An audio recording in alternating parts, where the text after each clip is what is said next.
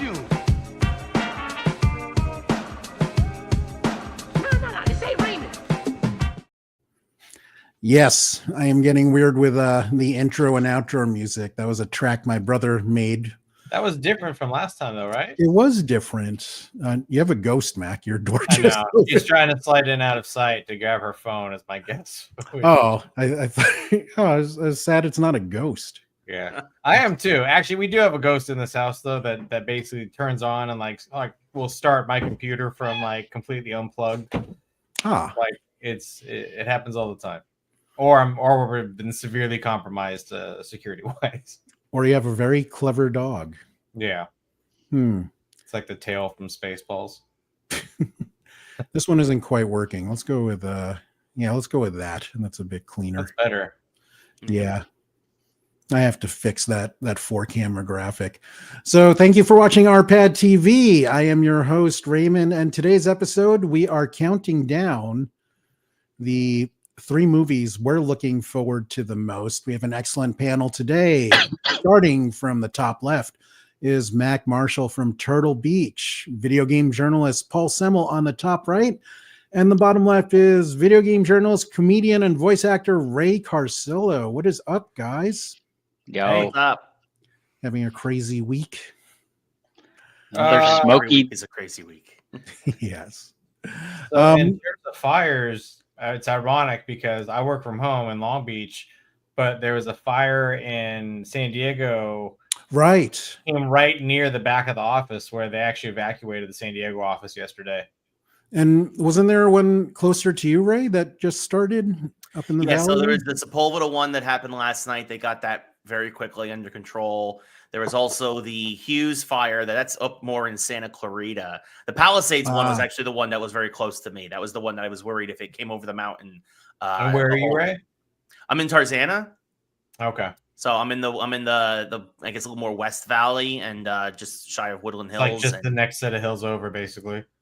Yeah. So if the Palisades one had crossed the mountain, the whole valley probably would have went up. And Oof. so we're a little bit lucky there, but it just it's heartbreaking. It's I think combined in these fires, I think about 50,000 acres.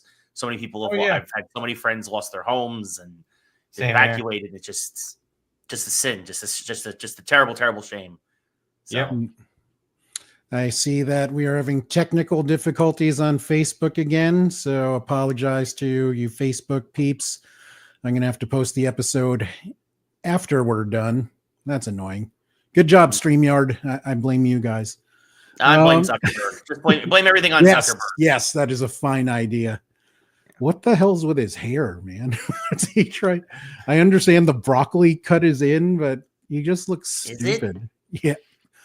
For the kids, we're out of that demo. So. For teenage boys right now, there's literally 2 haircuts available. It's broccoli or bananas.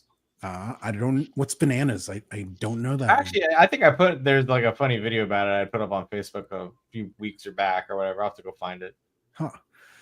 So we have a lot of movies to run through, but I wanted to get some quick updates with everyone. Paul, what's up with your website? Yo. Anything new or exciting? A lot of good stuff. Next week's gonna be very busy. Tomorrow, I have an interview with the author Stephen R. Lawhead, who he wrote a book series called The Pendragon Cycle, and the last one came out about 26 years ago, but it recently got picked up for a streaming service. So Bain Books are reissuing all the first 3 in paperback, as well as on the tiny paperbacks, which for some reason I don't know why. And then he's got a prequel. So that interview is going to run tomorrow. And then on Monday, among other things, I am going to have a review of Sniper Elite Resistance, the video game, which for people who don't know, it's basically a World War II stealth action game where you get to shoot lots of Nazis in the head from very far away and close up.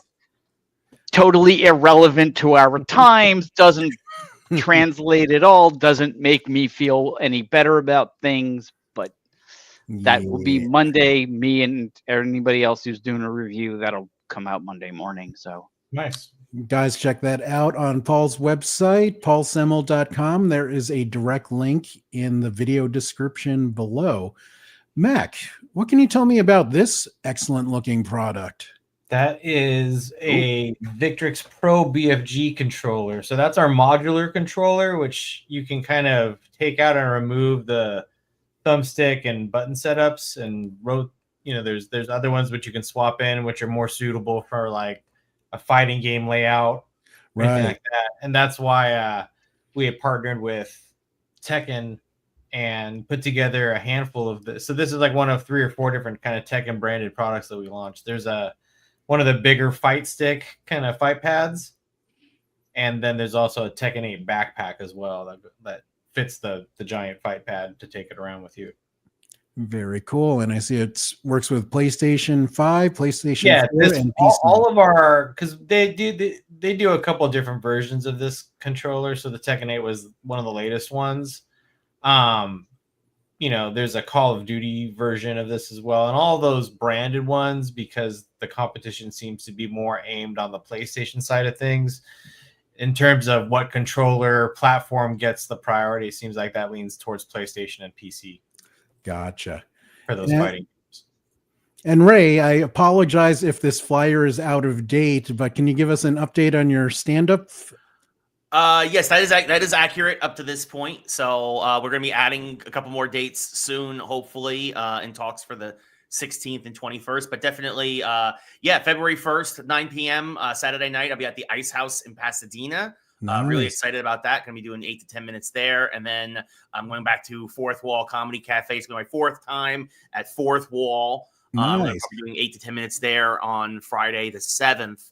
And just very excited. It's the comedy stuff has been picking up. I did Flashback. I've done Comedy Chateau a lot. I did Ha to kick off the new year, which was great. That's also in North Hollywood. And just been hitting the circuit here in LA, and hopefully going to starting to expand the circle soon, talking to some folks down in Hermosa Beach and maybe up in Thousand Oaks, and maybe starting to do some comedy clubs a little bit further away from where I'm at. And then who knows, maybe take it on the road at some point. So take it on the road, baby. Who sings that? Is that REO? Sorry. If you want to keep up with Ray's stand-up, there is a link to his Instagram account in the video description, but he is also Ray Carsillo on every social media platform known to man. Yes. And a few known to aliens. Yes. Actually, they are a big fan of my routine, actually. I have a lot of aliens usually popping in. So the Martians love you. Yes. Yeah. They enjoy the dirty comedy. The clean stuff doesn't work so much, but when I go to the filthy stuff, it just cracks them up. So I really want to see you perform at Fourth Wall and then go out and get some Thai food in Thai Town there. I love that neighborhood in Hollywood. It's great. That's a lot of times what we do, right? It's like I prefer doing the 8 p.m. show at Fourth Wall, because usually they ask me if I want to do 8 p.m. or 10 p.m. and I do the 8 p.m. so that I can. Then you grab a late dinner. Yeah. Nice. Yeah.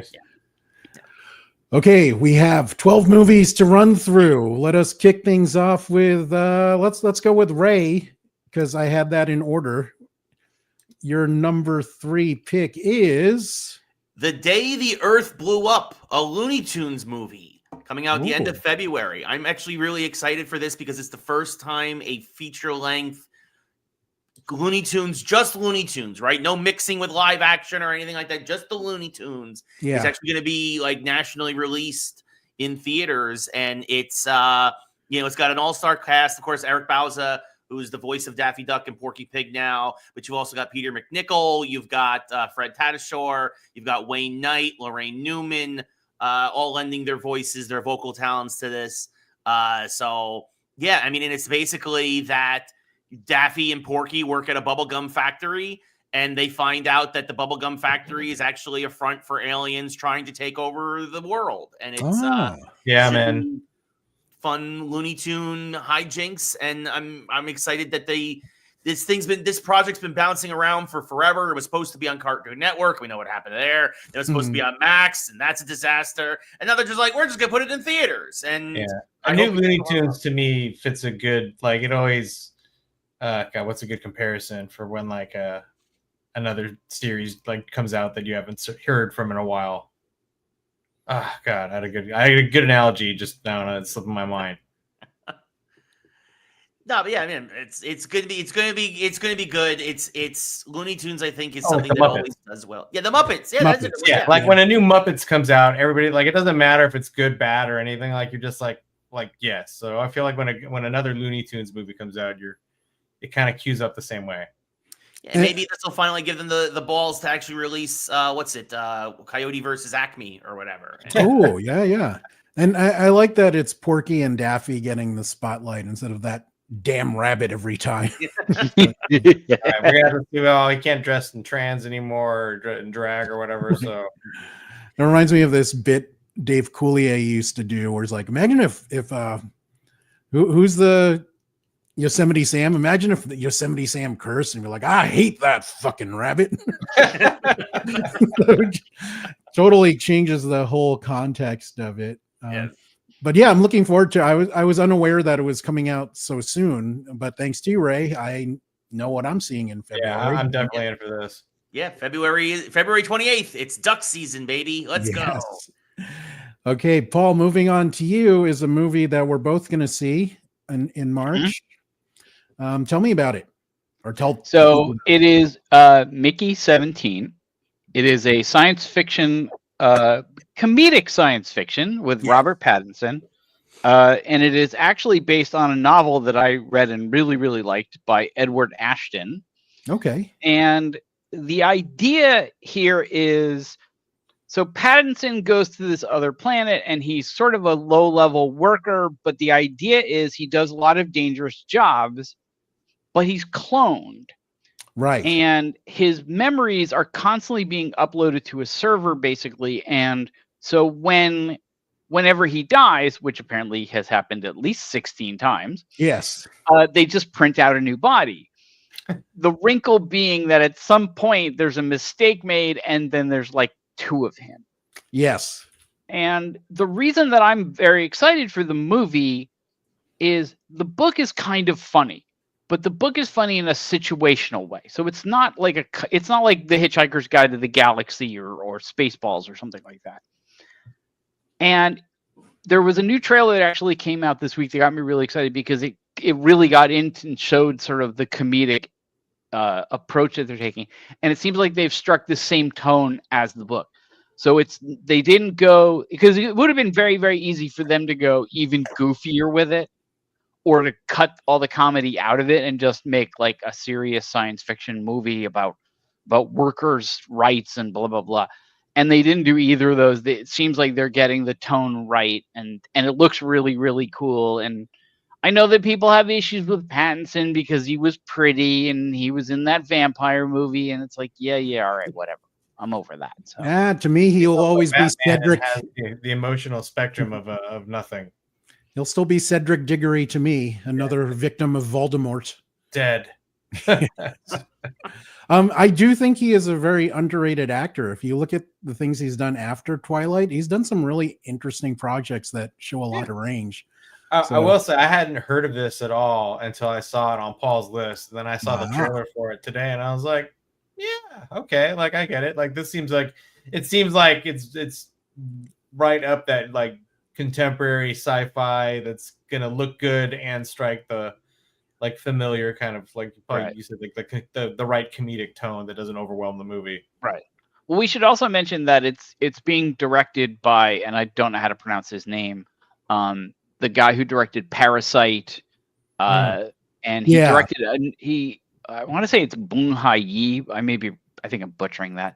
And he also directed a monster movie, a Korean monster movie that I saw that was really cool. I don't remember the name of it. It was the first thing in America that he got noticed for. So Bong Joon-ho. Yeah, thank you. I knew I was going to butcher that one. I don't remember the name of the monster movie, but it was very cool. And you know, I love giant monsters, and he had done a sort of interesting job putting a different spin on it. So it's like someone who's like a really good director. Yeah. Doing this, but it's also somebody who is a really good director, but seems to really appreciate science fiction. Like you know, say what you will about Christopher Nolan, I don't really see him like sitting around watching Star Trek. You know, he doesn't like strike Not me in as his spare somebody. time. He doesn't strike me as a guy who's like really into science fiction. Like he sort of just He sees knows it as, enough. yeah, you know, like I don't think he has like a, you know, the Rebel Alliance tattooed on his butt. Or so you know. Right. Yeah. Did you think? Would you think Henry Winkler would have a tattoo of Roy Orbison on his butt? But he did in Yes, he The did. Waterboy.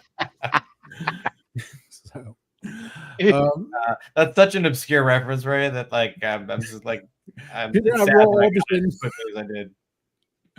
you see, I know that you would get that, and I knew Ray would get that. I wasn't sure about Paul because he doesn't like the stupid, silly Sandler stuff as much as we do. I've watched a bunch and enjoyed some of them, but I don't remember like a lot, especially like I don't really remember much about Happy Gilmore or Oh God, I could probably Or like the other start that ones. movie and go top to bottom. It's because you spend too much time reading those books with those big words. I know. So this is what's interesting to me about these picks, because we have a lot of stuff that we're all going to see, like the superhero nerd stuff, but we also have some picks that are pretty different and unique that I'm not sure, maybe even some of these picks, like only one of the four of us would watch, which is what I'm guessing my pick would be. My number 3 movie is Power Ballad. This is written and directed by John Carney, who you might know from Flora and Son, Sing Street, Begin Again, and one of my all-time favorite movies, Once. And so he does a lot of these musical movies. And this one is a bit different because his are usually like musical dramas, but this one is more like a musical comedy because it stars Paul Rudd, who, you know, say I didn't know he could sing. So that surprised me. It's Paul Rudd and Nick Jonas, and one of them is a wedding singer, one of them is a rock star, and they have a dispute about a song and whose it really is. I will let you guess which one is which, but I'm sure you could figure it out. But yeah, I love John Carney's movies. As I said, Once is one of my all-time favorites, and throwing Paul Rudd into the mix is really unique for him and his style of movie. I'm excited to see if Paul Rudd can sing. First of all, I'm sure he can, but I'm excited for this movie because I am a John Carney fanboy, except for maybe Begin Again, which starred the Hulk and Keira Knightley, and John Carney did not like that movie because he did not like working with Keira Knightley. He's kind of backtracked on that with time, but he was pretty nasty right after it came out, saying something like, "Yeah, I don't want to work with models ever again. I want to make a movie with real actors." On? Begin Again. It's another musical movie with Ruffalo and Keira Knightley. Okay, I don't think I've seen that. Yeah, it's probably his least. It's his biggest release, but his least acclaimed for sure. Okay. And Mac, rounding out our number 3 picks. Yeah, I tried to pick movies that were a little beyond what I figured all of us would pick to some degree. So again, like the Captain Americas, the Supermans, all the superhero stuff that I know we're all going to pick. So I found a couple other ones. Mortal Kombat 2. I don't know, like why. I think I've just anytime I see like to film adaptations of like some of these like video games, Mortal Kombat ones have always been bad enough overall just to be barely enjoyable. I like the first one. Yeah, I mean, it's a fun watch if you know what you're looking for. If you have a favorite character that you're hoping to see on screen, like I always look for those moments. Right.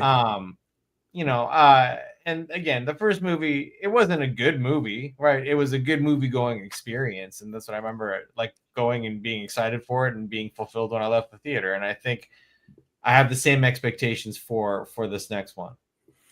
Yeah, I couldn't find a good screen to use, but Carl Urban plays Johnny Cage, and it just so I'm so used to him as Billy Butcher now that seeing him in other roles is kind of weird for me. But he looks pretty good as Johnny Cage. We got Louis Tan, who played Shatterstar. He's also in Cobra Kai. Right. But it's been a while since the first movie. Hasn't it been a few years? No, I'm going to go back and rewatch it now. I want to go back and watch it again. Yeah. Now that I've put this on the line. Yeah. Is it going to feature, though, Floyd the Pink Ninja? That's what we have to come out, right? So. Man, I still remember. I think it was it might have been at Pactor's party at E3, and Ed Boon was there. I was a little tipsy, and I was like, Eugene Levy, love doing American Pie, because he has those big bushy eyebrows. if you've ever met Ed, so I don't remember. He's like, yeah. And another time when I was not drunk, he's like, a lot of people say I look like, and it's like Eugene Levy, and then he's like, no, Pete Sampras. I'm like, oh, right. Yeah. Johan is gonna watch the last Mortal Kombat. See, like I brought it up, and now people are gonna be like, "Oh yeah, you're right. I do want to watch that." And like, it's a terrible movie, but just go because it's fun. It's right. It's Warner's, right? So that's on Max. Yeah, Warner Brothers. Yeah. Interesting, and also very cool. Now, Ray, your next pick is a movie that I'm very excited for. Why are you excited for it? Yeah, so I mean, it was like no surprise. We were all going to try and feature comic book movies. I think at some point we're all super excited for them. But I think Thunderbolt's definitely kind of near the top of my list, just because I think the cast is phenomenal, from Florence Pugh and Sebastian Stan and David Harbour and Wyatt Russell, and just like how they're going to come together and how they're going to, take these characters who have been developed through myriad ways across the Marvel universe over the last 10 years or so, right?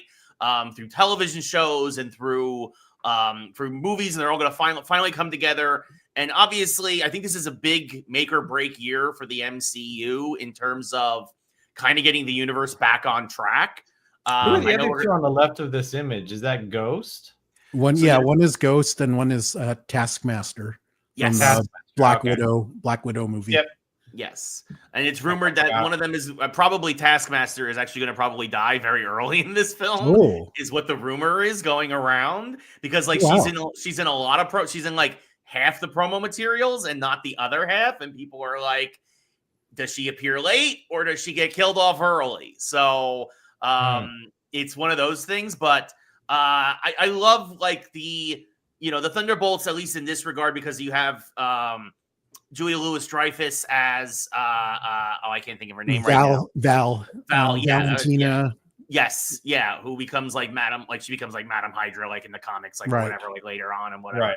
Like there's so much you can start to do with like the spy stuff, and especially depending on what they do with another movie that's on somebody else's list, and I'm not gonna jump the gun, but like they could very easily tie them together depending on how much of the spy stuff they want to go into.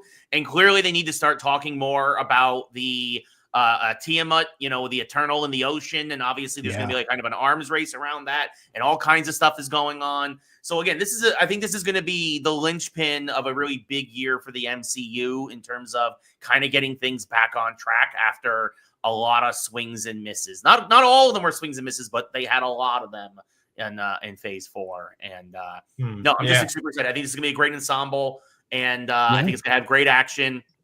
And I just think all these characters coming together, action comedy, all for it. Let's go. Is there do you see Thunderbolts as being like a recurring, like there's going to be a Thunderbolts 2 and Thunderbolts 3 throughout the next phase or something like that? Or is it that big? I would be surprised if you got this turned into like maybe like the next Guardians, like in that regard. That's what I'm saying. Like, is there going to be more of the Thunderbolts group movie?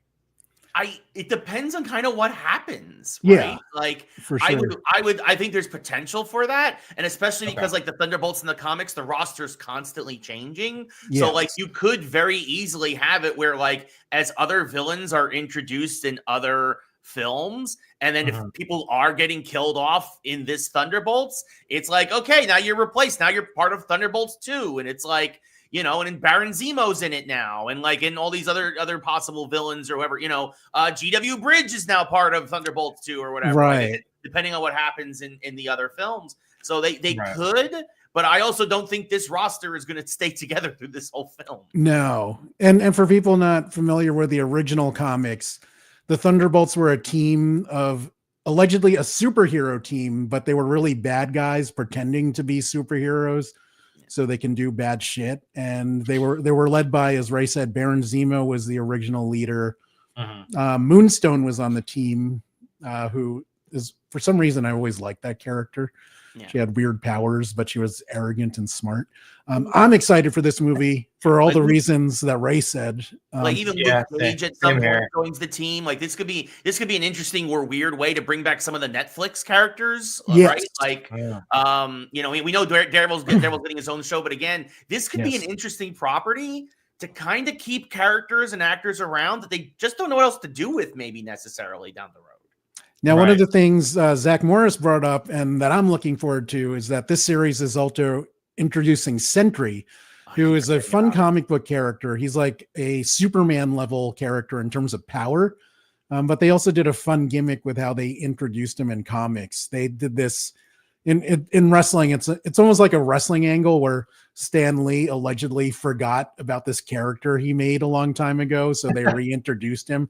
But that was all bullshit. They just made a new character called Sentry, who was it? He has the power of 1,000,000 exploding suns or something. Yeah, but and the thing is he also has a split personality disorder. So his arch nemesis is actually himself. Yeah. So he's mentally ill Superman, basically. Yeah. and that's the reason why I keep forgetting about him, because they in none of the promo materials they don't call him. They don't call him. He's Bob. They just keep calling him Bob. And at first I thought it was gonna be Hydra Bob, which I thought was gonna be hysterical. And then I'm like, oh, they're doing the Sentry. Womp womp. Yeah. Like, I love that they're just calling him Bob because he's not a popular character. You know, he's been on Avengers teams and stuff in comics, but they're comic book fans know him, not MCU fans necessarily. Yeah. So let's stick with we're sticking on the Marvel tip with Paul's number 2 pick. What you got, Paul? I actually went with what you could say is sort of the companion to Thunderbolts. And in fact, I was going to put Thunderbolts as my number 3, but then I didn't want to go, you don't ever want to go full Marvel, as they say. So my pick is Captain America Brave New World. Which I'm very excited for, especially because I just rewatched The Falcon and the Winter Soldier, which does actually an interesting job of setting both Captain America and Thunderbolts up in different ways. Yeah. And there's also been a new trailer that I think came out last week, sort of the, hey, here's a new trailer, go buy tickets kind of trailer. And the interesting thing is I could kind of go either way with it because it does look like they're trying in some respects to take the same tone that they had with Winter Soldier, a more serious, like almost spy novel kind of thing. But at the same time, as we've seen in the trailer, you have Red Hulk. Right. And it's like, how does that work into, because Winter Soldier, like, it was very gritty and it was almost like there weren't superpowers in it in some respects. Right. I mean, obviously Steve is there were superpowers, but nobody was like super powered. And so nobody was Superman level.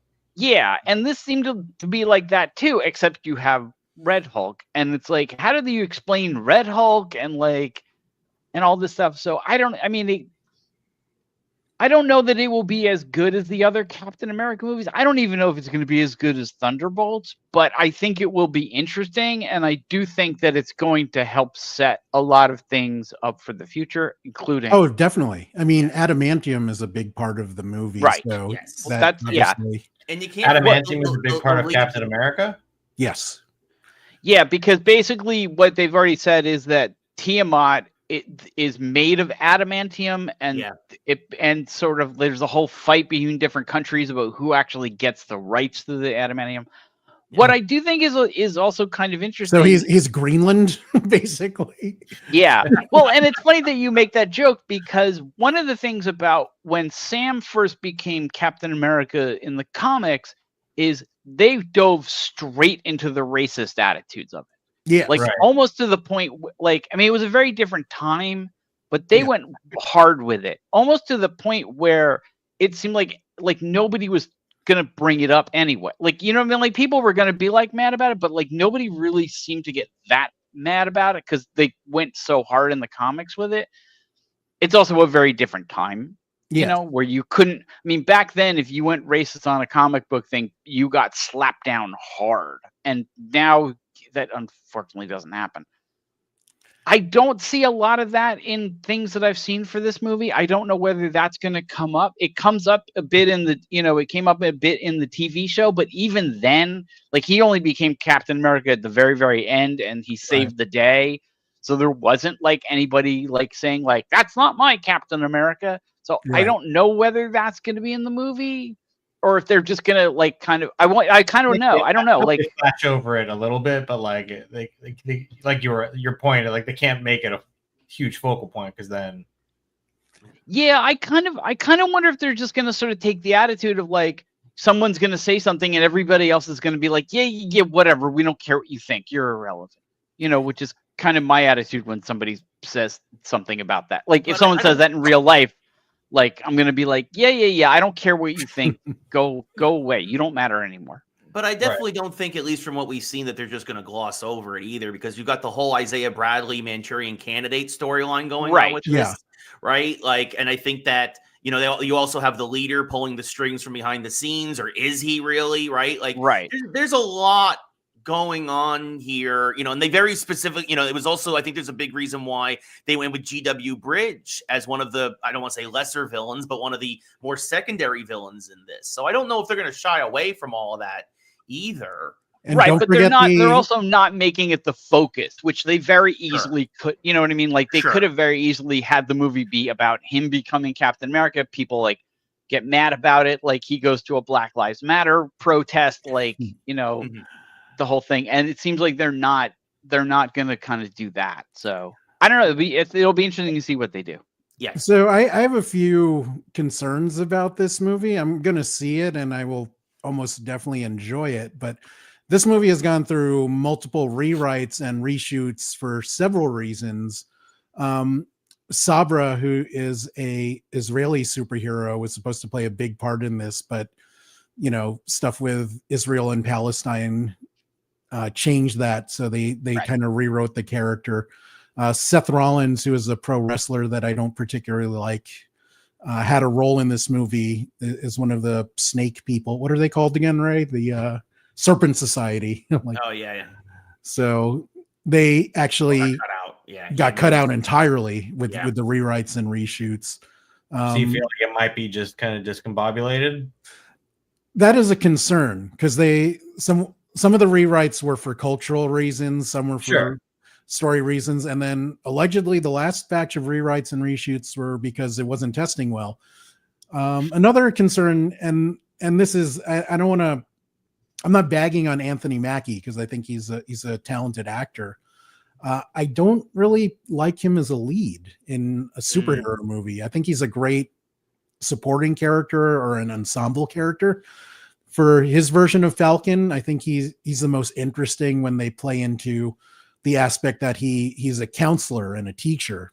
They did that in both The Winter Soldier and his series. I think that's when he's the most interesting. Did you like him in Twisted Metal, the TV series? A little bit different. Different, just in another role. I didn't really like the series. I mean, it's okay. Yeah, it's not great. But they even did the counselor thing with him a bit in his What If episode. Right. Absolutely. But for me, he'll always be the evil rapper that fought Eminem in Detroit. So now let us take a quick break for some promos. I am giving away 3 Steam codes on Patreon this month. All you have to do is leave a comment on this post. It is open to all users. You have to register, though. Registration is free on Patreon. These are surprise codes, and let's be honest, these are 3 codes I forgot to give away last year, but I'm giving them away now, and you can have one. So please head on over to my Patreon. There's a direct link in the video description, or you can just type in patreon.com/RPadTV. And I'll be giving away these at the end of the month Now back to our show. I don't know. I just like saying that. It's not like I went anywhere. So my number 2 pick is Superman. No subtitle yet. This will be the first movie, the second property in James Gunn's DC universe. It is no longer the DCEU, which is a lot of people know from Zack Snyder. But to me, that was like Jeff Johns' big run. He was supposed to be DC's Kevin Feige, but I don't think he did a great job of unifying everything. And it makes me feel good about that time when I was drunk and I met him. My friend introduced me to him, and then I called him a poor man's Mark Waid. My friend was not pleased with me after I said that. I love that. So, but I'm excited for this because I love DC, but it desperately needed a reboot. And I'm excited to see what James Gunn will do. There were a lot of concerns. I think Paul had some of them, that James Gunn would just do James Gunn things of having, cutesy music and misfits and humor. But the trailer that we saw, tonally, it looked very different. It was very positive and uplifting. It reminded me of the what was it, 1978 when Christopher Reeve was Superman. Yes. Like tonally, it felt like that. Brandon Routh also did a great job, I think. Very underrated as Superman. I was disappointed he didn't get more of a chance. Loved him, especially as Clark Kent. Yeah. And I like that I don't know most of these actors, and I feel bad about that. I don't know who this what's his name? Corn and Sweat. Corn and Sweat. Yeah. Sure. Yeah. His name makes me laugh. Wait, I'm sorry. His name is Corn and Sweat. No, but it's not spelled literally corn. Like, all right. It's like Corn, CORNE. like British royalty kind of name. Yeah, I was about to say David, it's like David Corn and Sweat. Yeah. Yes. I'm like broccoli odor. yeah. Hi, my name's Burrito Foot Powder. So I like that this is kind of resetting the DC universe, but I also like it that it's bringing a lot of the weirdo characters that I like. Yeah. Guy Gardner is in it. Metamorpho, who I've always loved the character design, but never in a million years did I imagine that he would be in a movie. So I'm excited to see weirdos like that. I know a lot of people aren't fans of Mr. Terrific having fair play written on his arm, but I love that character, all iterations of him. Yeah. Go ahead, Ray. No, I was going to say, I mean, just to bring up the concerns, though, I love that they're doing all these characters, but I do worry that it's going to fall into the James Gunn trap of I do better with ensembles than I do with individuals. Right. Because, again, a lot of that, the trailer was Green Lantern, Guy Gardner, Hawkgirl, Mr. Terrific, Metamorpho, and obviously Crypto, the Super Pup. That seems like the thing everyone loved most was Crypto. 100%. Like, love this dog. Yeah. Well, he was an adorable, like he went with a different kind of dog. Yeah, I I mean, didn't expect it to be that dog. Yeah, like you see Crypto, you think of like, kind of like a bigger dog. And and this looked like Snowy from Tintin. So James Gunn based it on a rescue dog he adopted that was really difficult to take care of. So that's why Crypto looks the way he does. We have some fans of Superman here. Zach Morris says, can't wait for Superman. I hope they get this one right. I really want to completely agree with you. Johan says, Superman is my favorite superhero. Still upset Cavill didn't get another movie.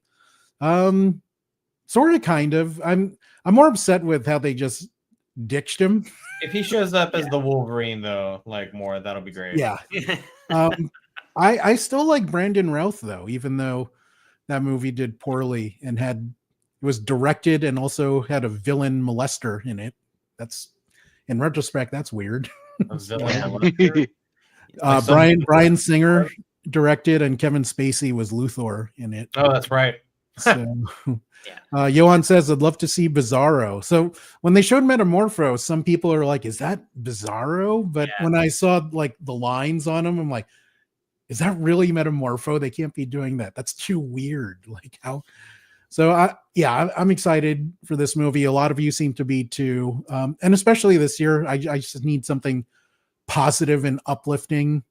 I think Superman will be one of those movies. I think it's a beacon that you can look forward to. Yeah. Paul's next pick, I think, will also be one of those uplifting and positive Before we movies. get off Superman real quick, though, I Yeah. just want to toot my own horn and toot the horn of my cast. Yes. We did a very special. We partnered with the Christopher and Dana Reeve Foundation for for a script reading of the never before seen first draft of Superman Reborn, which would have been the 5th Christopher Reeve Superman film. We did it in Hollywood in November, and it's now on YouTube, and the audio is going to be a podcast going next week as part of we're working with the Hall of Justice podcast. So you can just listen to that. So stay tuned for that. But I want to again congratulate my amazing cast, who I think did a phenomenal job. Jonathan Cahill, who was our Superman, and Jamal Henderson, who played Brainiac, and Kenna Rubicek, who played Lois Lane, and just everybody else who did a phenomenal job. And if you want to donate to a great cause, the Christopher and Dana Reeve Foundation, we have links on the YouTube video and all that other stuff so that you can go directly donate there. And if you want a little bit of a taste of what would have been the closure that Christopher Reeve Superman probably really deserved, go check that out on YouTube. So. And it's always interesting to me. Sorry, it's always interesting to me that when that stuff happens, when like somebody digs up like something that was which like this was like going to be a movie and then it got canned, and like they kind of give it new life. I mean, like the original script for Alien 3 got turned into a comic book, and the very first draft of the Star Wars script, which is super weird, got turned into it. Yeah, I like that this now happens, that like things are not exactly dead, that they can come back and have like a different life, even if it isn't the way we were hoping. I mean, in credit where it's due, I mean, it was Ilya Salkind himself, the executive producer of the first 3 Superman films, and Mark Jones, the one who wrote this 5th script, who of course wrote a lot of cartoons in the 80s and has done been a prolific writer in Hollywood for a while. They were the ones who approached myself and my producing partner David Coker about it, and we were like, yeah, absolutely, we'll do a stage read. Like, let's go. Like, so, that was something that was really cool. So I just wanted to insert that there since we're on Superman and yes. Good shout on the Hall of Justice podcast. Check that out on Spotify and Apple Podcasts, especially the Penguin episode. That was an excellent one. Had a great guest on it. That's right. I heard one of the best guests they ever had. I heard. Zach Moore says, hopefully they don't kill Zod right away this time. Not sure if he's even in the movie, but you know what I mean. I do know what you mean. Mm-hmm. I don't think you can do better than Terrence Stamp with Zod. I mean, just kneel before he owned the shit out of that role. He was so good. I like the big dude who just didn't say anything, who was just like the hired muscle. Yes, I like him too. Non. My favorite kind of Indian bread. And, that's why I shaved my beard. I looked too much like Non when I had a beard. So I had to shave it, so. And I thought Ursa was hot when she would say like, she wasn't Superman. Too like kind of like hot for her role. And then she'd be like, "Oh, Superman," and then beat the shit out of him. Yeah. And then didn't she fight Conan also in Conan the Barbarian? Yeah. Wonderful lady. Can we get a link for that? Yes, you can. I will send you one personally because I don't have one handy. But yes. Mac, your number 2 pick, we kind of brought up before, but I'm a big fan of the first movie. What do you got? Happy Gilmore 2. Yeah. I feel like it's the movie that we've all been waiting for to just make us happy. And no pun intended, but like, I feel like that movie's going to fulfill a need for people to kind of just laugh again. It's stupid Adam Sandler level comedy. When was the first one? Like 90 something? Oh, dude, I don't even know. I'm going to guess 92. Sounds good. Yeah. I never imagined we would get a Happy Gilmore. No, and especially like not this far out. This is kind of like the Dumb and Dumber real sequel with both Jim Carrey and Jeff Daniels happening like 20 years later. Right. You know? Yeah. And they did get a lot of the original cast back for it. Yeah. Another wrestler, MJF, is supposedly playing his son. Really? The teaser that got me on this was the fact that there was like a little teaser with him and Shooter McGavin. Yes. And I was like, holy shit, this is real. It's actually happening. So they always come back to that line like, I eat pieces of shit like you for breakfast. Yeah. You eat piece of shit for breakfast? No. Another movie that I feel like, it came out when I was in college, and I think we saw like the cable and the black box, which would decode like all the cable channels, and then so this would be on like one of the pay cable channels, and I think my roommate and I probably sat there and watched it on repeat because just keeps running. We probably watched it for a full 48 hours, just on repeat. Yeah, I mean, was Happy Gilmore the one where Bob Barker beat the crap out of him? Yes. Does that mean Drew Carey is going to be in this one beating the crap out of him? I hope. Ryan Seacrest? We can only hope. I was kind of hoping that in the original, I don't know if you remember it, Paul, but Carl Weathers was his coach. Right. And he sadly passed away last year. I was kind of hoping that we would have like Mufasa ghost Carl Weathers. Yeah. I was hoping for ghost Carl Weathers to come like mentor him. They might somehow be able to slip that in, like with with CG. I feel weird about that, man. I would too, but I would also feel like, I don't know. It's hard to have Happy Gilmore 2 without Chubb's cameo or throwback or something. Yeah, but they had, as you said, they had Shooter McGavin in this. Or they'll have the wooden hand, what's left of it, like in a case somewhere on somebody's shelf. Yeah. I just don't want them to do what they did to the guy in Beetlejuice, where he was in it, but he wasn't in it, and they kept killing. It was like, look, just either put him in it or to cut the character altogether. It's not working. The claymation thing, and then his decapitated torso. It was unnecessary. So some of the other Christopher McDonald is coming back as Shooter McGavin. Julie Bowen is coming back as Virginia Bennett. Ben Stiller is coming back as the he ran the nursing home. Nursing home. Yeah. That exploited his grandmother. Now your back's gonna hurt because you just landscaping duty. But you have some interesting newcomers, new stars in the mix. Margaret Qualley, Bad Bunny, Travis Kelce, and now because he's in pretty much every Sandler project, Nick Swardson is in it. So, he's in a lot of things, though. Yeah, no, I love him. I do wish he'd do more stand up because I think he's really funny. Just not cracked out of his mind when he's doing it. It's all in the hips. It's all in the hips, baby. Zach Morris says, yes, he was a ghost at the end of the first one when he was hanging out with grandma and the alligator. Yeah, behind the house. Before or after Lion King? Did Lion King rip that off? Yeah, that's after Lion King. Okay, because it was very Lion King-esque when they did that. That reminds me, I meant to watch that Mufasa movie. Is it still in theaters? I didn't watch that yet either. Yeah, it was like number 1 or number 2 at the box office this past weekend. Wow, really? Yeah, it's still doing really well. I got to catch up. There's not a lot of movies out right now. I still haven't watched the Bob Dylan movie with Timo the Shallow, whatever his name is. So, Complete Unknown. Yeah. I do want to watch the Last Showgirl with Pamela Anderson. I've heard great things about that. And also it's appropriate for Vegas. So now it is time for our 4 number 1 picks. Ray's movie is one that I am both excited and scared for. What do you got, Ray? Well, speaking of Pam Anderson, who is going to also be in this film.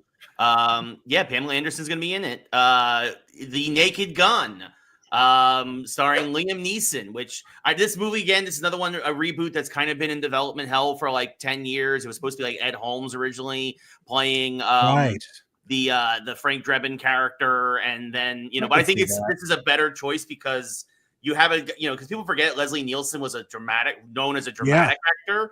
And then he showed I'll bet Liam Neeson can deliver. I feel like he's the guy that can definitely carry it. 100%, but it's being written and I think produced by Seth MacFarlane, which most of the time I think he does a good job, but has missed on occasion. He can be indulgent. Yes, that's a great way to describe it. But like, you also have another pro wrestler, Cody Rhodes, is supposed to be in this, so I hope his character gets killed off very early. Because I am just so sick of Cody Rhodes. please let Kevin Owens win the ladder match at Royal Rumble. That's a completely different story. But he's not going on a tangent. I don't think Cody's a very good actor either. I mean, I feel bad because he does have a speech impediment, which is not great for acting. But when I watched him in Arrow, I'm like, you suck. And this is an Arrow where nobody's particularly good. Where nobody's really good. Yeah. So hopefully his character is a small one. But you got Paul Walter Hauser in it. Yes. So like I think this is a beloved comedy franchise if they stick to, and again, I think the pieces are there to make this great. But sometimes that doesn't mean that doesn't mean the souffle is going to rise, as they say. So. Right. I think this could either be genius or a total flop because he has, obviously Liam Neeson's an incredibly talented actor and he could do the deadpan thing and the unaware thing that Leslie Nielsen was so good at, but he could actually do more action than Leslie Nielsen could. Yeah. But I'm also reminded of a bad movie that Mac and I both like, which is The A-Team. Which I find tremendously entertaining, but apparently the rest of the world hated it. And he played Hannibal in that, and nobody seemed to like that. So Johan is excited for the Naked Gun. I'm quite happy to hear about a Naked Gun reboot. Hope it's done well. I hope so too, and I hope they do lots of them. I have the same hopes and fears about that one that I have about the Spaceballs sequel. Oh, like again, like we don't have a date for Spaceballs, do we? No, but like both of those are like, this is either going to be funny or a spectacular failure. Yeah, like a horrible, not like a ruin the print. Still have it, right? Like well, that's the thing. Like, I don't think Mel Brooks is all that involved in it, except for producing it. Like, he's not writing it, he's not directing it. I mean, isn't he like 500 years old? He's 97 years old or something, right? Yeah, he was old in all of the other old movies that we saw. He was old in Blazing Saddles. He's got to be 100 and like something, right? At this point. But that's like, I mean, 98 years old. Right, but it's like I don't know how many I don't know if the Zucker Abrams guys are involved in in this as well, and if they were, whether that's the hindrance or a help, because let's be honest, sometimes what you're really good at in your 30s you're not really good at in your 70s and your 80s. Right. Yeah. Right. So we have some comments from the gallery. Johan asks, wasn't O.J. Simpson in the original? Yes, he was. He was Nordberg. Yep. Yeah. Zach Morris says Akiva Schaffer from The Lonely Island is directing. Yes, the guy in The Lonely Island that was so ugly that Andy Samberg had to be the face of the group. No, just kidding. He's actually a handsome man. Is he the guy that plays the brother in Hot Rod? I don't remember. I've only watched that once. That's like one of my favorite movies. I would like to think if anyone can stay true to the style of comedy in this stage, it would be Akiva. Yeah, I agree with that, Zach Morris. Johan was not aware Mel Brooks is still alive. Yeah, that diatribe almost reminded me of that barbershop scene in Coming to America where he's like, Joe Louis is 137 years old when they fought Rocky Marciano. But yes, Mel Brooks is still alive, and I am very grateful for that. So it seems like we're all excited, but also a little bit scared for the Naked Gun. I can't wait. I will see that in theaters, and I hope it kicks ass. Another movie I hope that kicks ass, and I think, how can it not? Because of the talent involved, is Paul's number one pick. Yeah.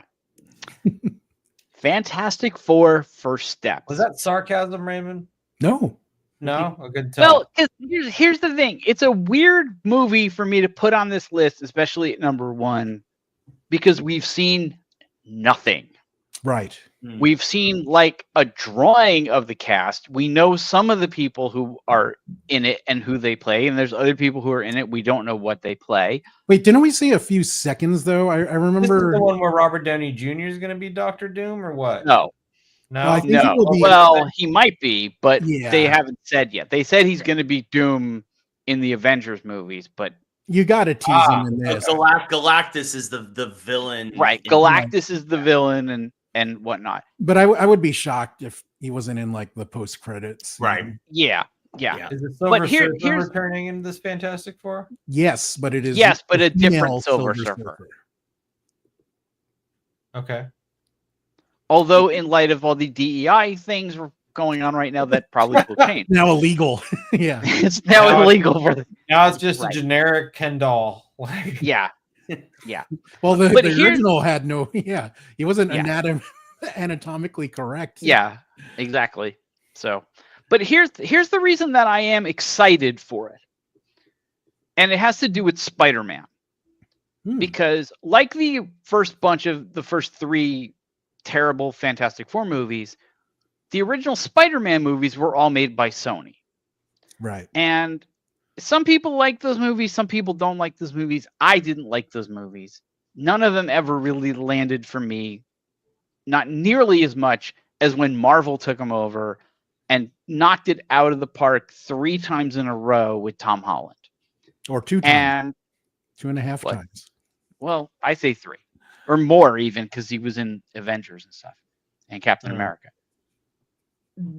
I'm hoping we get a repeat of that. I'm hoping that they look at those other movies and go, okay, that didn't work. That didn't work. This is what we need to do. And Wait, look and back at the Fox ones, you mean? yeah, look back at the Fox ones and go, okay, that's why this didn't. Yeah, Don't let's do not 90, do that. 90% of what we did. Like those Right. I think I saw all of those movies with you in LA, and none of them were very good. No, they got progressively worse, which is weird because they were just, the first one was just terrible. But that's what I'm like hoping for. But also, you know, the Marvel movies have just been across the board been better than all of those. So right. So you know, even if it's only as good as, you know, say the Guardians of the Galaxy movies or the Ant-Man movies, I'll be happy. But what I want is for it to be as good as the Spider-Man movies and the Captain America movies and the Avengers movies. And so when I was talking about Superman, and I forgot to flash the screen, sorry, because I was too busy talking, but there is the man and his dog. But when I was saying that Superman is, you know, the uplifting, positive superhero movie I want, Fantastic Four falls into that category too, because they are billed as Marvel's first family, and I always think of them as a family. And, you know, being the family, not just their own family, but the family to the whole superhero world in the comics. Yeah. So I kind of hope we get that. I love that it's a period piece. They showed Ben Grimm was on like a dating game, like the dating game kind of show. Right. They briefly showed Pedro Pascal teaching in like almost looked like NYU or Columbia or something like that. Yeah. So I hope we get that style of movie. Who's playing female Silver Surfer? Someone I don't know. I know Vanessa Kirby's Sue Storm, which I'm very excited about because I really like her. And she's hot. No. And Johnny Blaze is not Johnny Blaze, but Johnny Storm. Johnny Storm. Julia Garner is portraying the Silver Surfer. Yes. Although she's already said it's all CGI, so she's just really doing the voice. And then obviously the guy from Stranger Things, from the infamous Metallica scene, is he's playing the Fire Boy. And I don't remember. John Malkovich is in this. So yeah, he's not playing the Thing though. Like Ralph Ineson, who I remember most from Game of Thrones, is Galactus. Yeah, and Natasha Lyonne, who will she be playing Birdie in this? Oh movie? Yeah. Because that's the other thing. It's also, isn't it taking place? It's in the 60s, right? Like it's taking place before everything. So like, who knows what they're going to be able to do with this and alternate timelines and alternate universes and stuff. I fully expect to have like a really time period piece movie, and then multiverse shenanigans in the last 5 minutes where you're in our world now. Yeah, they're definitely gonna do like a Captain America thing where like they go into the negative zone and then they come out and it's like 2025 and backtracking. They end up at the X Mansion with Photon and talking to Kelsey Grammer's Beast. Matt, going back to your comment, no, he is not the brother. It is Jorma Taccone, the other guy in the Lonely Island that is uglier than Andy Samberg. He also said, "Bum that they're going with Norin Rad. Always been a huge Silver Surfer fan. Fantastic 448. Whoa, first collectible comic I ever bought." So yeah, I don't know. I mean, I love Pedro Pascal. He's earned so much cred with nerds from The Mandalorian and Game of Thrones that he can almost. And The Last of Us. And yes, forgot about that. I have high hopes for this movie. I would guess quality wise, this will be the best Marvel film of the year in terms of the actual quality. It might not be the one value, like in terms of, you know, and I use this example a lot. Like, I think Captain America: The Winter Soldier is objectively the best Captain America movie. But I watch Civil War more because it's more fun, and you have, like, you know, they play action figures when they all fight each other. Right. So I think in terms of quality, objectively, I think Fantastic Four will probably be the best movie for Marvel this year. But I suspect that I will enjoy Thunderbolts the most. Yeah, I think that's fair. But we'll see. Which one do you want to see more? Like, if they both open the same day at the same time and you can only buy one ticket, which one are you going to go see?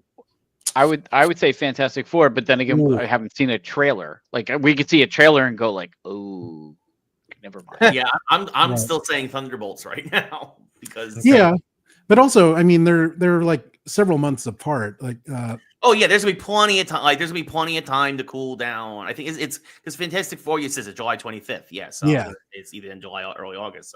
So which is why it's weird we haven't seen like a trailer yet. Well, I think they're going to tack it onto Brave New World. They're going to tack it onto Captain America. Oh, yeah, that would be a good point. And they'll release another trailer in between that and Comic-Con, and then they'll do a big thing at Comic-Con, and then the movie's out.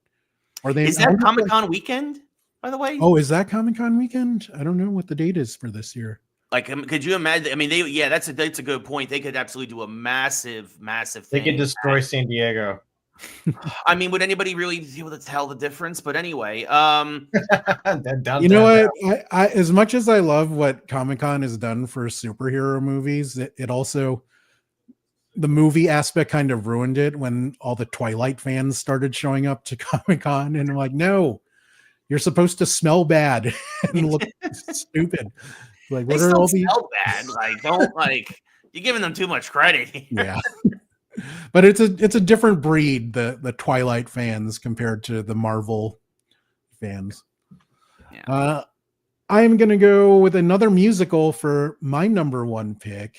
It is Wicked for Good, the second part of the Wicked musical series.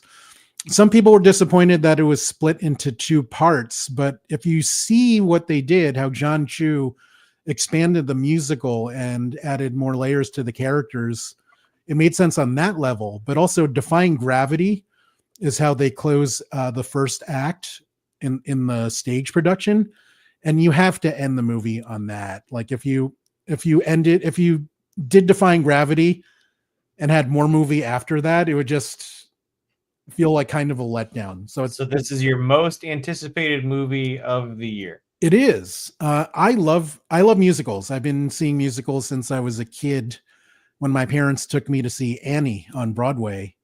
Seen lots of musicals all throughout my youth, growing up, school trips, and so your day one, opening day, you're going to go see this over a double feature of Fantastic Four and Thunderbolts.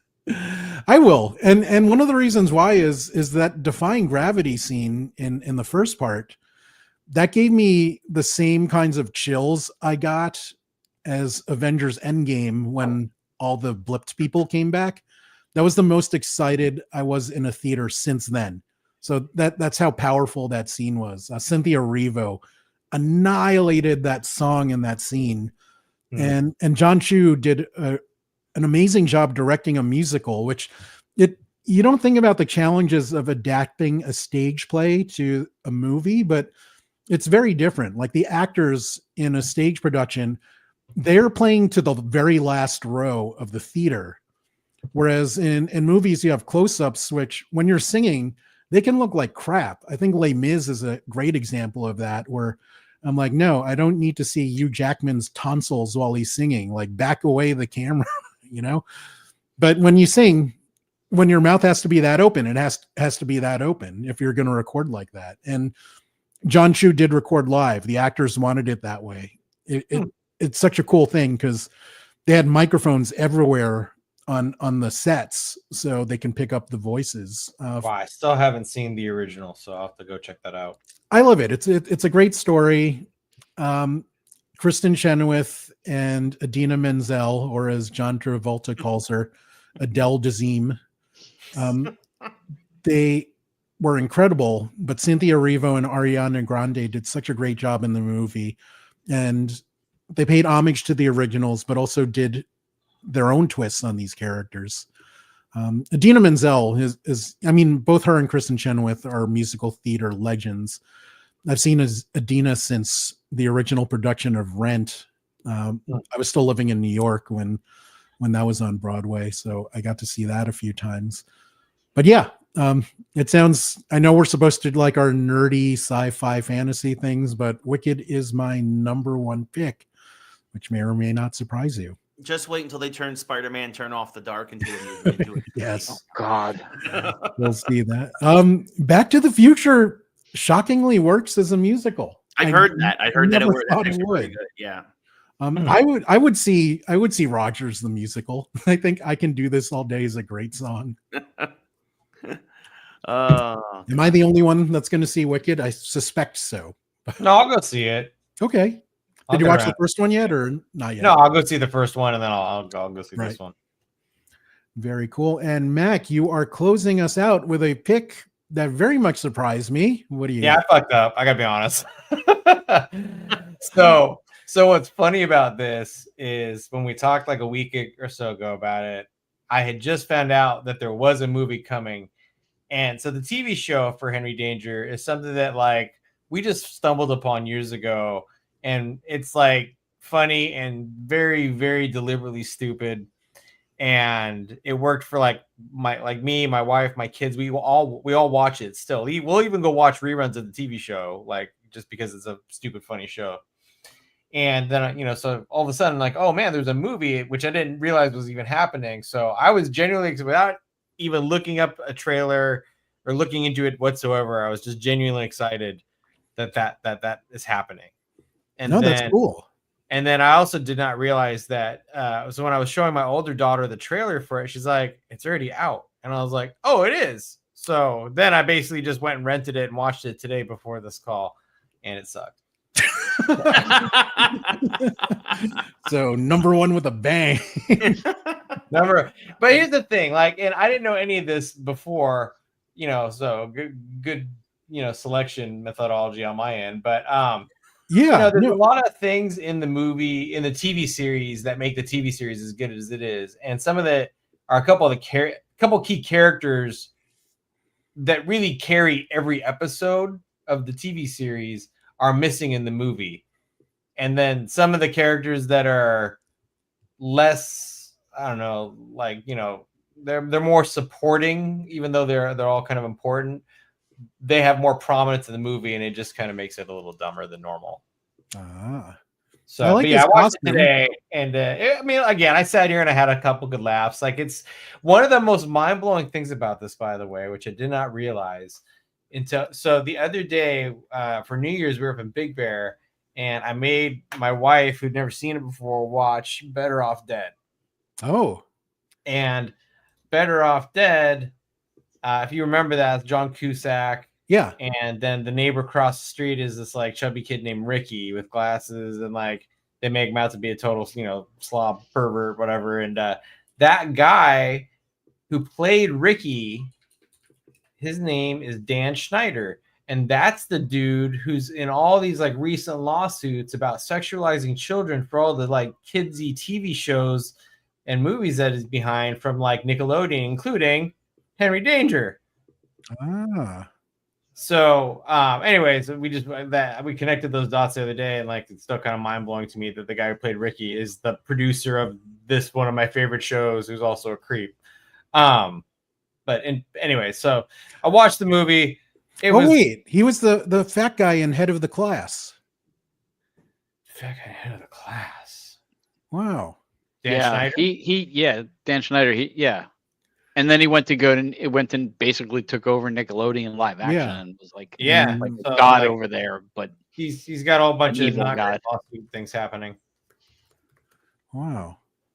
So anyways, that was my like mind-blowing adventure for first most exciting anticipated movie of 2025, which I've now seen, and it did not live up to what I wanted it to be. That's okay. To quote Bad Santa, they can't all be winners, kid. Yeah, that's true. That's a great fucking movie, by the way. It is. I love that scene too, because he opens the advent calendar. He opened the kid's advent calendar when he was drunk and ate all the candy, but then he replaced the candy and taped it back up. So when the kid opened it, he's like, a candy corn? And then he goes, they can't all be winners, kid. The line and the delivery were wow. Billy Bob Thornton has a way about him. Yes. I wanted to ask you guys quickly, were there any movies that you were borderline on? One of mine is Love Hurts, which is out next month, and then I'm going to try to con one of you into seeing next month so we could talk about. That's a Ki-hee Kwan, who plays a realtor who was a murderous spy in a former life, but then his past comes back to haunt him. Oh yeah. I saw the trailer for this just like yesterday. So it's him. Ariana DeBose was a spy that worked with him, and he fights Marshawn Lynch, which all kinds Doesn't he say like in the movie, like in one of the trailers, like beast mode? I'm going beast mode or something like that. So what are they banking on? Like, are they banking on people's like old timey love to see Ki-hee Kwan continue on? Like, is he the main star of this movie? Yeah. Are they banking on him to drive people to go see it? Yeah, which I don't know what their expectations are. I can't imagine they're super high, but you know, I will see it because I love him and Ariana DeBose. Right also want to see what was the last thing we saw Ariana DeBose in that was really bad. That made me. Oh, she was in Craven. I need to go rent that now.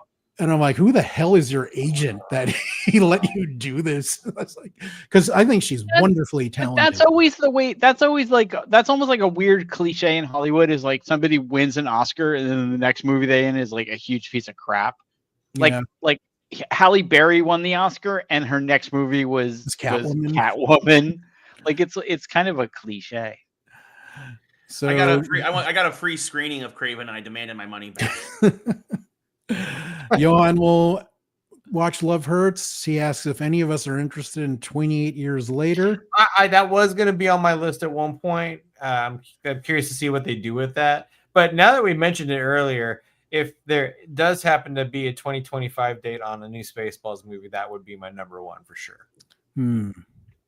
I was going to say the new Jurassic World. Too many TBDs, yeah.